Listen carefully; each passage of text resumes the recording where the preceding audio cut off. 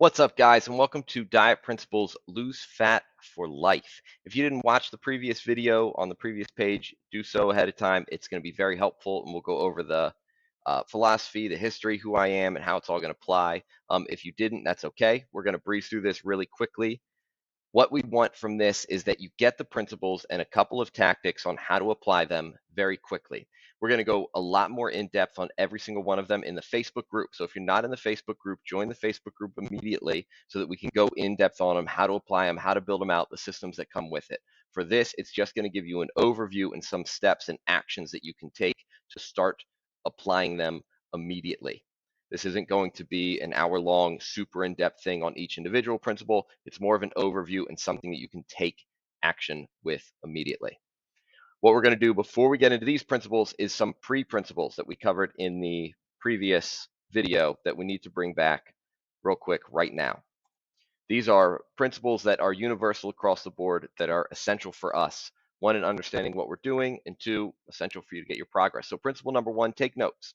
If you're not successful immediately, the solution is going to be in your notes. And if you're not making progress like you think you should, the answer is going to be in your notes. And if you're struggling or frustrated, the reason for it is going to be in your notes. So take notes. What are you doing? What are you trying to do? How did it go? How do you feel? So on and so forth. Number two, start thinking in bets. Start asking yourself what's going to give you the highest probability of a positive outcome most often. Nothing is certain, nothing is perfect, and nothing's going to work out exactly the way that you expect it to. You have to allow for some sort of flexibility. Failures, setbacks, speed bumps, they're inevitable. All you're trying to do is increase your odds of a positive outcome over time.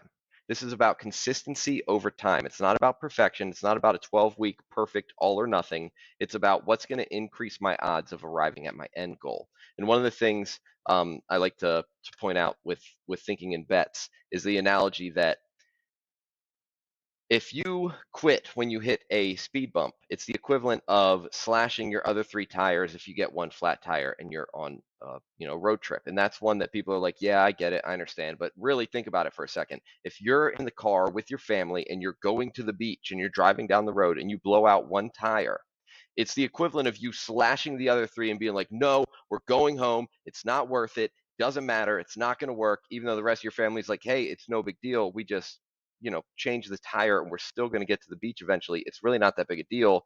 We really shouldn't destroy the rest of the car and call it quits. It's not that big a deal. Just change the tire and move forward. Who cares if we're there an hour later than we normally would have been? That's the equivalent. Why in the world are you getting so angry when you run into a variable that's mostly outside of your control and it's a little bit of a minor inconvenience and then you just call it quits? If you think in bets, what are the odds if you blow out a tire that you're still going to get to the beach? Probably pretty good if you just change the tire and keep moving forward. That's what we're talking about here. Nothing's going to be perfect. Do this and it'll work exactly the way that you expect, exactly on time, 100% every time. Doesn't exist. But if you're like, hey, if I do this most often, more often than not, I'm going to create positive outcomes and it's going to increase my odds over time. Eventually, it's inevitable that you would get there. That's what we want to do. Last one, methods over mechanisms. What this means is care more about the methods than about the mechanisms. Focused on what methods you're going to do and start using them if they're going to help you be successful, and then learn the mechanisms that make it possible in the future. That means it doesn't matter why it works, just that it's working well for you and stick to it, and then learn about why later. You don't have to understand all of the reasons why drinking more water would be beneficial to you before you start drinking water. It's like, hey, I don't drink enough water. If I drink more water, good things will happen. Just start drinking more water and figure out the rest later. That's what we mean when we say methods over mechanisms. Don't wait for understanding the mechanisms before you start using the methods. Now, I'm going to try to make this as quick as possible. If you want more information on each one of these, make sure you join the Facebook group. There's also going to be an opportunity to schedule a free strategy session with me here at the end if you want to talk more in depth. So, rapid fire, full speed. Here we go. Principle number one. Give yourself unconditional permission to eat whatever you want, whenever you want, in whatever quantity you want, no matter what, completely guilt-free all the time. If you're thinking, hey, that's counterintuitive. If I do that, I'm just going to eat a whole bunch of unhealthy food and continue to be fat and feel sick all the time, and I'm just going to eat myself to death. That's not true, because you would be doing it already for the most part if that were the case. One. Two, if we go back to the previous video, our philosophy is eat to prevent disease first, then eat to perform, and then eat to lose weight. Why? Because preventing disease is the number one factor. Weight gain and obesity are examples of disease or disease indicators here. And if we repair the health of the entire system, everything functions better. You're going to burn more fat, build more muscle, feel better, fix your hunger and satiation cues, fix your relationship with everything. You're going to burn fat, build muscle. If you have one of those systems that's not operating well, it negatively impacts all other systems because they're interrelated. None of these are independent and separate. That's important to understand. We're eating to prevent disease. So that would mean all of the other principles. One, two, if you eat according to all of the other principles and you train according to all of the other principles, it's not going to happen where you just eat junk food all the time and kill yourself with it. You have to give yourself unconditional permission to eat whatever you want, whenever you want, and trust that the rest of the process is going to happen. If you eliminate and restrict foods, typically what happens is that creates resistance immediately. We have a need for freedom. We have a need to be adults and act like adults. And when someone tells us we can't do or have something, we immediately want it more. That's not something that you can willpower yourself through and overcome. That's in all of us. Give yourself permission to do whatever you want. There is no one particular food that's so evil that you can't have it. This is going to improve your relationship with food, improve your relationship with yourself, improve your relationship and your understanding with your body and how food affects you. And then it gives you the flexibility and freedom to have something if you want to. If you are trying to follow a strict diet forever, it's going to fail for a lot of reasons. Plus, your quality of life would be miserable. And that's one of the huge variables here that doesn't get talked about enough with all diet plans and exercise plans and everything. Quality of life. And if you have to take your favorite foods and never eat them again, your quality of life is going to suffer. And if you're going to have food anxiety and food fear all the time, especially in social settings, then your quality of life is going to suffer. A general overview of what we're trying to do here is just eat moderately well most of the time, exercise a good amount each week, get enough sleep, reduce your stress, and continue that pattern forever. And inevitably, you're going to get very lean, very strong, very healthy, very happy if you just continue to follow that. It's as simple as that. Don't try to make it uh, to the end goal as fast as you possibly can, particularly by eliminating foods that you love, because it's not going to work. You're going to crash and burn and relapse. Principle number one, which is super important and super true, guilt-free. Give yourself permission to eat whatever you want, whenever you want, as much as you want. And as long as you follow all of the other principles, nothing's going to go wrong. Principle number two, weigh yourself every day. You need to create an average body weight. Your weight's going to fluctuate 3-5 pounds every single day just from water weight alone. And the number of factors that go into what's going to impact the number on the scale are a ton of them. How much did you eat or drink the next day? How much, or the previous day? How much salt did you consume? How much sleep did you get? How hard of a training session did you have? How stressed were you? Did you use the restroom yet? Are you hydrated or dehydrated? All of those things are going to impact it. So, identifying with the scale on a day-to-day basis or only weighing yourself once per week is probably going to give you false feedback and false numbers. And I did a quick example here where this person's body weight was charted every day and their average body weights are listed here. And you'll see, even though the weights will go up and down, the average body weight will stay mostly the same. I'm going to go very in depth in this one in the Facebook group. So that's all I'm going to leave it at for right now. But you have to start weighing yourself every day to gain the awareness of where you're at and what things impact your body in what way to start to defeat the fear and scale or fear and anxiety around the scale. We don't want scale fear. We don't want scale anxiety. We also don't want to keep our head in the dark because we're afraid to look at it. Principle number three, evaluate your meals. Run the numbers on every recent meal that you've had that you can remember well enough to estimate what it was, and then determine how many proteins, carbs, fats, and fiber that you had at each meal. Counting calories is tedious, it's annoying, it's very, very difficult, it's overwhelming, but it's so worth it to do it for a short period of time. To know where you're at on your numbers across the board is a value of awareness that can't be replicated. When it comes to changes that we want to make in the future, you have to know that baseline and you have to have a general idea. And if you apply all of the principles across the board, the need for calorie counting continues to decrease. And for some of us, you will never have to count calories. It doesn't matter at all. So it's worth doing it for a very short period of time to figure out what your general common averages are actually going to be. And I linked some calorie counters here. I don't have any association with any of them, just use them. I do my own spreadsheet where I have my list of common foods that I've put here and I put it on a daily sheet. You can do whatever you want, whatever's easiest for you to build that awareness. But you need to know. And you can start typing them in right here on all of these different blocks. Principle number four, Eat more fruits and vegetables. Aim for 700 grams of vegetables per day, or 15 or 1200 grams combined of fruits and vegetables. So on here, you'll make a list of the fruits and vegetables that you currently eat each week that you know you could eat more of happily. Make a list of fruits and vegetables that you could try to add into your routine that you would like to. Make an estimate of how much you're consuming per day per week, and then make a list of ways that you can average or increase that. So I definitely eat strawberries and blueberries every week. I don't know if that's one word or not. I eat green beans, canned green beans, and I know each can is 380 grams. So if I have a can of green beans per day, I'm halfway there. If I have two cans per day, I'm at 700 grams. Simple as that. Make a list of what you're doing, figure out how many you're eating, and then increase the number to get there. This is the first example of giving yourself permission and how it's not going to negatively impact you. If you're starting to add a lot of fruits and vegetables, you won't have as much room, and that'll be true of things moving forward. You get a lot of benefits from fruits and vegetables, not just feeling fuller and fixing your signals of hunger and fullness, but you get all the vitamins and minerals that you're going to need to improve your health overall and prevent risks and diseases, which are the results of, metabolic syndrome. So heart attack, stroke, type 2 diabetes, high blood pressure, high cholesterol, blood sugar issues, weight gain and obesity are examples of them. And if you click this metabolic syndrome infographic here in the middle, it'll take you to a health page where you can learn more about metabolic syndromes and how eating better, eating fruits and vegetables are going to help you recover and repair those. And if you're missing in any essential nutrients, vitamins, minerals, your whole system is going to lag behind. We'll leave it at that. I don't know how to keep it super simple. If you're not getting enough of something, you have a problem. If you get enough of something, things will improve across the board. It's as simple as that. One of the common ones that I'm going to point out is vitamin D. If you're vitamin D deficient, you're going to have a lot of different issues. If you mega dose on some vitamin D and you're no longer deficient and you get enough, those health markers improve. If you get a lot, they improve a lot. You ever heard of fish oil? Also, same thing. If you're not getting enough omega-3 fatty acids, you have some issues. You get enough of them, a lot of things improve across the board. They're both associated with muscle building, fat loss, improvements in basically every single biomarker that you could come up with.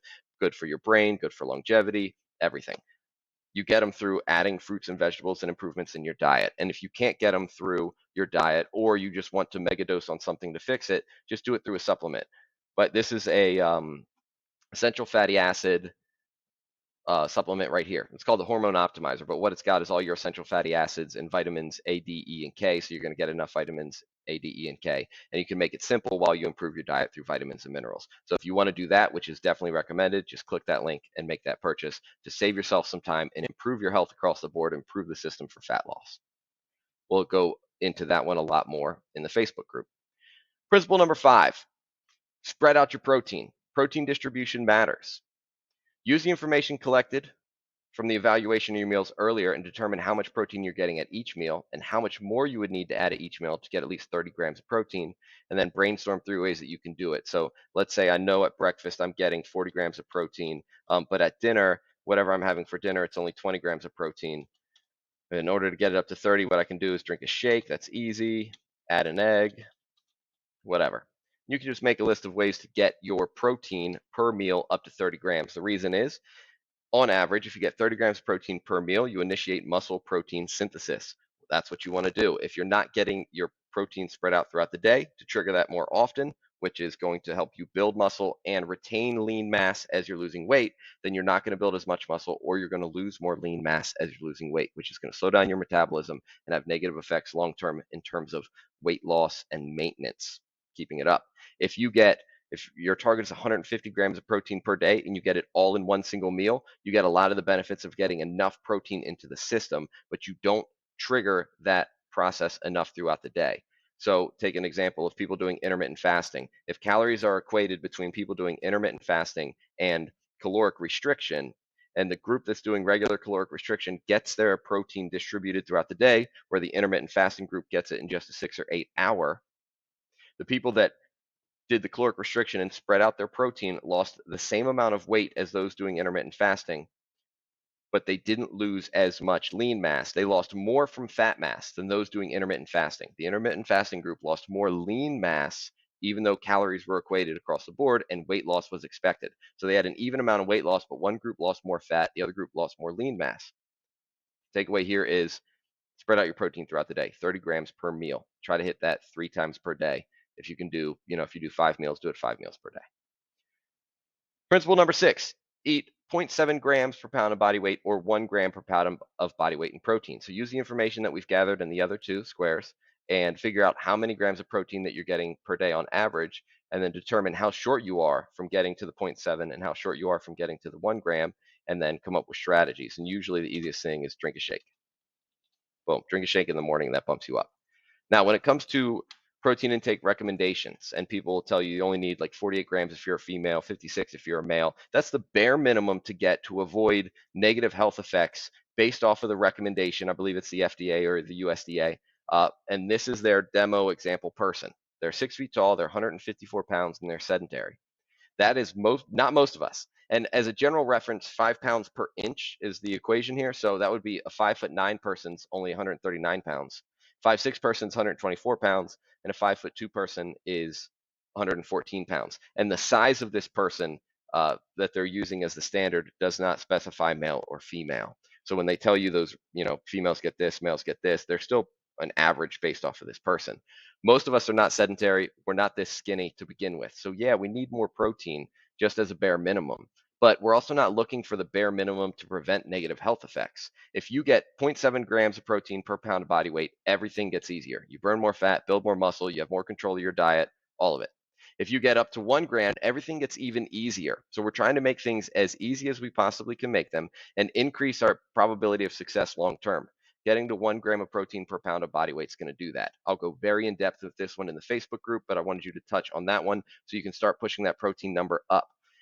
No, protein is not going to be bad for your kidneys. 1 gram of protein per pound of body weight is not going to be bad for your kidneys unless you have a pre-existing issue of some kind that's going to be, aggravated by it. Otherwise, that's absolutely not the case. Just go ahead and do it. The higher numbers you get your protein up, things become easier. Leave it at that. The amount of protein that you need, the more you exercise and the older you get, increases. We'll touch on that. There's two options here. Click on each one of these and it'll take you to Dr. Lane Norton's Instagram, and it'll take you to his YouTube, where he's going to go more in depth on videos for these. He's a very smart man. He's somebody that we use for a lot. If you want to just cram a protein shake in there a couple of times a day until you can figure out how to do it from food, that's a wonderful strategy. You probably won't be happy just chugging shakes all day long every day. It's probably a bad strategy long term, just for quality of life. But if you wanted to do it for the short term, while you figure out how to add it into your actual meals, that's a wonderful strategy to get as much of a bump in a short term as you can. Same thing with just getting the vitamins and minerals and essential fatty acids in your system in the short term. Buy the supplement for the short term, then improve your diet as you go so you get the benefits immediately, and then you can build them into the system. Same thing with protein. We're going to be able to sell protein through X Project here in like 1 more week. So if you want to get that protein from us, you can fill this out right here and we'll send it to you as soon as the store is available. When it comes to protein and the quality of protein and powders, the one variable that you really want to look at is just the leucine content. So the total grams of protein matters, but so does the actual leucine content. So the amount of leucine in the different types of proteins will be different. Vegetable proteins, plant-based proteins will have lesser leucine than whey proteins and meat proteins, but vegans that are supplementing with plant-based protein powders, as long as they get their leucine content up to a certain degree, they'll get the same muscle building benefits as those that are doing meat and whey. So just as an example of vegans and muscle building, the leucine content being available, ours is just going to be very simple, clean, delicious tasting whey protein with enough leucine content. Fill that out. We'll send it to you by the end of the week, so you can just order it from us. It'll get to you directly. It'll be cheap. Principle number 7 is just effing walk. The best thing that you can possibly do for yourself in terms of longevity and burning fat and controlling your body weight is going to be walking. Review the number of steps that you take per day and write down 3 easy to apply tactics to increase your current average by about 10% until you get over 10,000 steps per day. Here's a little infographic about physical activity and the benefits. I'm going to sum it up as the more you walk, the more energy expenditure you're going to have. You're going to feel better. You're going to digest better. It's going to improve your energy. Getting more steps in during the day, throughout the day, is going to increase your NEAT, non-exercise activity thermogenesis, which is a huge variable for weight loss. Typically, when people diet down, they decrease their NEAT even though they're exercising, and the numbers actually start to equate faster than they think they should or would or could. If you do more steps, you're going to lose more weight and you're going to be able to maintain that weight loss more consistently across the board.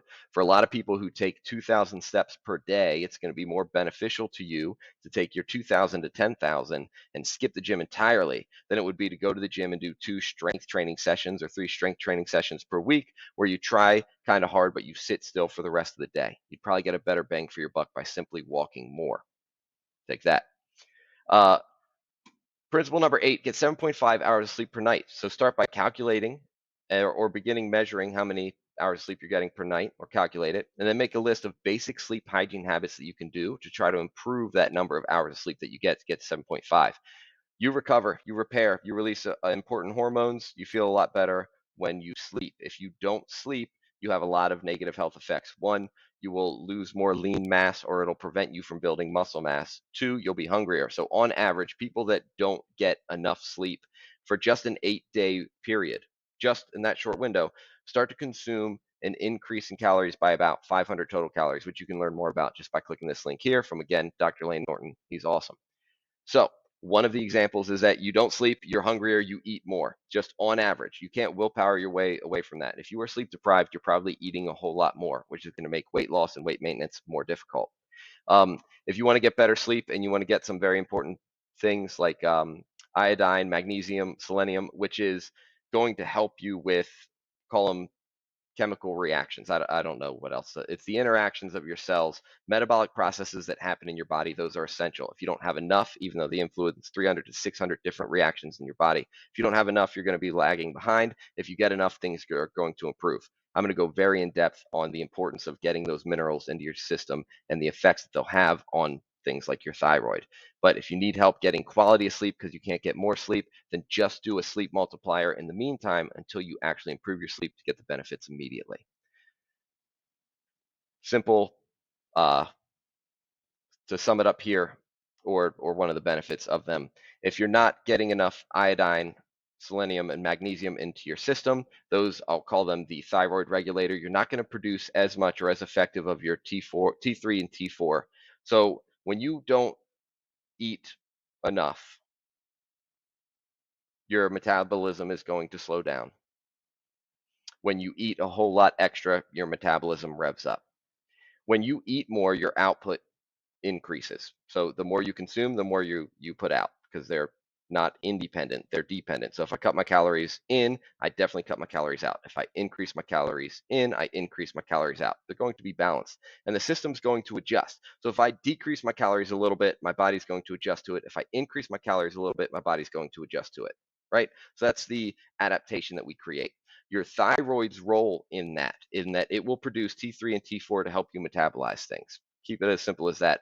Equate it to, if you have hypothyroidism, your thyroid is slower. It's harder for you to lose weight. If you have hyperthyroidism, you produce a lot of, I believe it's T4, and you have to eat a lot of food. Otherwise, you start to metabolize your own body. It's very difficult. It's not a fun thing to have because it destroys you.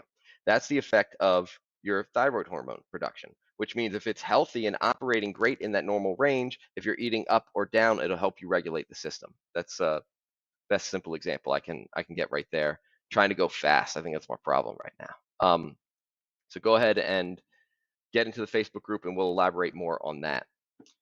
Principle number 9, do resistance training 2 to 3 times per week. Building more muscle, two to 3 times per week, trying to build more muscle mass. See how much muscle you can add onto your frame. The reality is most of us can add 10 or 20 pounds of lean mass, especially if we're not training to build muscle. We can add 10 to 20 pounds of lean mass without looking bulky. For those of you that, like, I don't want to look jacked. If you are a 5'5" individual, you could add 10 to 15 pounds of lean mass over the course of a year, and you would just look lean and toned like you want to. More muscle mass you have on your body, the more you burn at rest. It's going to improve your metabolic rate. The key indicator for long-term health above everything else, I believe, is leg strength and then total muscle mass. It's also technically the biggest organ you have on your body, skin, muscle mass. They're very important. They have a very high metabolic demand, which increases your metabolic rate. It also increases your health across the board. Do strength training 2 to 3 times per week. Principle number 10, drink a gallon of water per day. If you're not getting at least 70 ounces, aim for that first. Then figure out how to get up to 126 or 128 ounces. What you're going to do is figure out how many ounces of water you're drinking per day. and then come up with 2 habit stacks to add 8 ounces to help you get up to that number. And the 2 simple ones that I give everybody are: put a cup of water at your sink where you brush your teeth. So when you wake up in the morning, drink 8 ounces, then brush your teeth. Before you go to bed, drink 8 ounces, then brush your teeth. Then you added 16 ounces. If that's easy, then double it. 16 ounces before you brush your teeth, 16 ounces before you brush your teeth. You push it up by 32. That usually pushes people pretty high. But you can come up with other habits that you're already doing in ways that you can drink that more water. Everything gets better when you drink more water. We'll go in depth on it, but here's a whole list of different things that will happen when you drink more water. Principle 11, eat real food. Go look at you evaluating all of your meals and determine how many of those meals actually start with real food at that individual meal. How many days do you start with real food? How many meals start with real food? And then come up with a list of things that you could swap to make it more real and less processed. Real foods have a better nutrient makeup. They are typically less calorically dense, which means you will feel fuller on less food. But the thermic effect of food is also greater from real foods than it is from foods that are more processed, sometimes twice as much. So if I get a 10% thermic effect of food from eating this processed version of it, a more real or less processed version of it, I might get a 20% thermic effect on that food. Those are just made up numbers. It doesn't matter.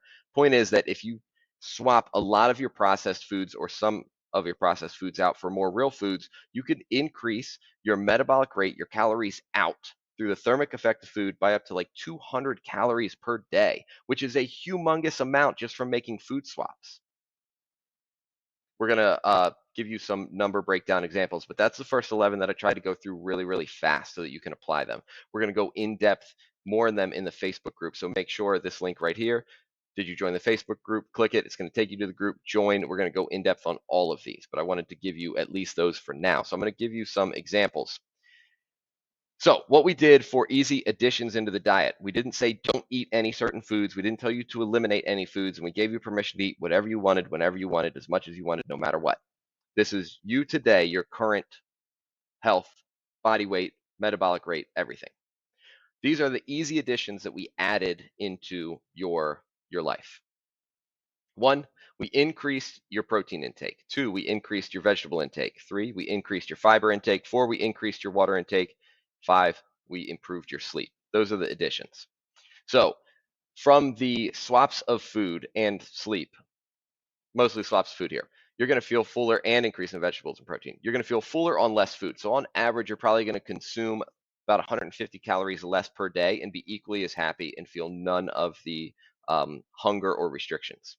Your metabolic rate is going to increase from the food swaps that you're making and the increase in water. So your calories out is going to increase by about 100. You're going to have fewer issues with hunger because of the increase in protein, because of the fruits and vegetables, and because of the swaps for the processed food versus the real food. So your total calorie intake from there is probably going to drop by another 100 calories in. Easy changes that we made. We increased your protein intake. We did better with protein distribution. We have more real foods. We increased our water frequency, and we increased our walking frequency. From these, adding muscle mass, we're probably, because we added 10 pounds of muscle mass, we're burning probably 50 to 100 extra calories per day. We have a greater thermic effect of food, so it's an additional 100 calories out per day. And we increased our NEAT from all of our walking and our water drinking because we feel better, and we burn an additional 150 calories per day.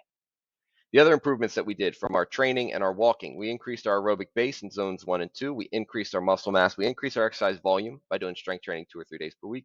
And we decreased our overall metabolic issues by doing our walking, by eating more fruits and vegetables, by taking essential fatty acids, vitamins, minerals, everything that we need, improving our sleep. We improved all these metabolic issues. As a result, we increased with our improvement in aerobic metabolism, 50 calories out additional per day. Our increase in metabolism from that muscle mass that we built, let's say it's an increase in 75 calories per day. An increase in exercise volume and frequency, so we're burning another 150 calories through exercise per day.